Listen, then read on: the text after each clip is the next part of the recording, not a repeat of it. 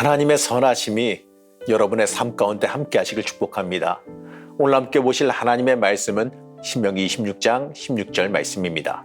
오늘 내 하나님 여호와께서 이 규례와 법도를 행하라고 내게 명령하시나니 그런즉 너는 마음을 다하고 뜻을 다하여 지켜 행하라.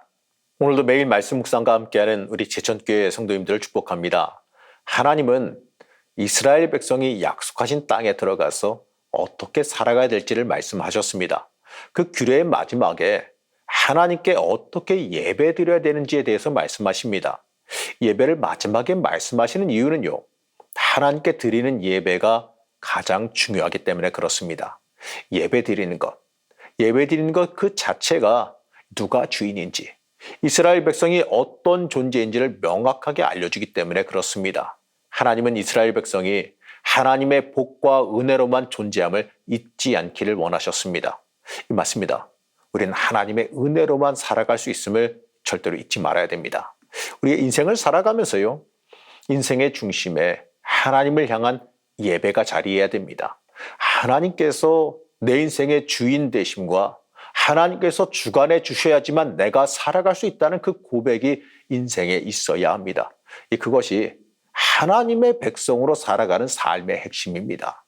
이스라엘 백성은 가나안 땅에 들어가면 두 가지 예배를 반드시 드려야 됐습니다. 2절에서 3절 말씀입니다. 내 하나님 여호와께서 내게 주신 땅에서 그 토지의 모든 소산의 만물을 거둔 후에 그것을 가져다가 광주리에 담고 내 하나님 여호와께서 그의 이름을 두시려고 택하신 곳으로 그것을 가지고 가서 그때에 제사장에게 나아가 그에게 이르기를 내가 오늘 당신의 하나님 여호와께 아뢰나이다. 내가 여호와께서 우리에게 주시겠다고 우리 조상들에게 맹세하신 땅에 이르렀나이다 할 것이요. 바로 이 첫 수확을 거둔 후에 드리는 예배와 그 땅에서 3년을 지낸 후에 드려야 되는 예배입니다. 이 처음 예배는 하나님의 은혜를 확인하는 예배입니다. 이 3년이 지난 후에 드리는 예배는 이스라엘이 이 돌봐야 되는 이웃을 돌아보는 예배입니다. 이 추수한 후에 처음 맺어진 그 열매를 하나님께 드리는 것과 매 3년에 11조를 드린 후에 지켜야 되는 예식을 말하는 겁니다. 이 처음 열매를 드린 이 예배는요, 내 풍요가 어디에서 왔는지를 명확하게 하는 일입니다. 이 복 주시는 분이 누구신지, 나를 주관하시는 분이 누구인지를 명확하게 하라고 하는 명령입니다. 하나님은 이스라엘이 스스로 자신이 누구인지를 명확하게 하기를 원하셨습니다. 7절에서 9절 말씀입니다. 우리가 우리의 조상의 하나님 여호와께 부르짖었더니 여호와께서 우리 음성을 들으시고 우리의 고통과 신고와 압제를 보시고 여호와께서 강한 손과 편팔과 큰 위엄과 이적과 기사로 우리를 애굽에서 인도하여 내시고 이것으로 인도하사 이 땅 곧 젖과 꿀이 흐르는 땅을 주셨나이다. 여러분, 이 고백이 중요합니다. 이 멸망당할 수밖에 없었던 이스라엘이 이 하나님의 은혜로 가나안 땅에 들어와 살게 되었다는 고백입니다. 하나님의 은혜가 아니면 존재할 수 없었다라고 하는 고백입니다. 맞습니다. 이 고백이 우리 인생의 진실한 고백이 돼야 됩니다. 하나님이 내 인생을 주관하시고 인도하신다는 고백이 있어야 됩니다. 이러한 믿음이 우리에게 있어야 됩니다. 이제 이어지는 말씀은 가나안 땅에 정착한 후에 3년 뒤에 드리는 예배, 바로 11조를 드리는 예배입니다. 12절 말씀입니다. 셋째, 곧 11조를 드리는 해에 내 모든 소산의 11조 내기를 마친 후에 그것을 레위인과 객과 고아와 과부에게 주어 내 성읍 안에서 먹고 배부르게 하라.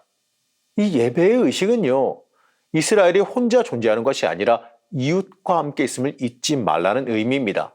이 3년마다 드리는 11조는 3년째 되는 해만 11조를 드리라는 의미는 아닙니다. 3년마다 드린 11조를 구제사역에 사용하라라는 의미입니다. 이 예물은 바로 가난한 사람을 위한 헌물이에요. 중앙 성소에 드리지 않고 레위인과 객과 고아와 과부에게 주어서 내 성읍 안에서 먹고 배부르게 하라라고 하는 하나님의 명령입니다. 하나님은 이스라엘 사회가 가난한 이웃을 위해 베푸는 책임을 가지도록 명령하십니다. 그리스도인은요, 하나님께서 나에게 주신 복을 나 혼자만 누릴 생각을 버려야 됩니다.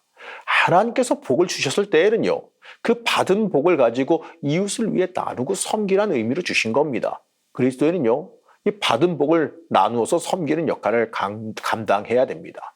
하나님은요, 이 그리스도인이 복을 받아 누리기만 한 사람이 아니라 복의 근원이 되고 생명의 근원이 되기를 원하십니다. 이제 하나님은 이스라엘에게 이 모든 명령을 지켜 행하라고 말씀하십니다. 16절 말씀입니다. 오늘 내 하나님 여호와께서 이 규례와 법도를 행하라고 내게 명령하시나니 그런즉 너는 마음을 다하고 뜻을 다하여 지켜 행하라. 여러분, 우리는요, 하나님을 위해 존재한다는 그 사실을 잊지 말아야 됩니다. 그렇기 때문에 우리는 하나님의 말씀을 생명 삼아 지키고 행해야 됩니다. 하나님의 명령이 내가 가야 될 길이고 내가 해야 할 일입니다.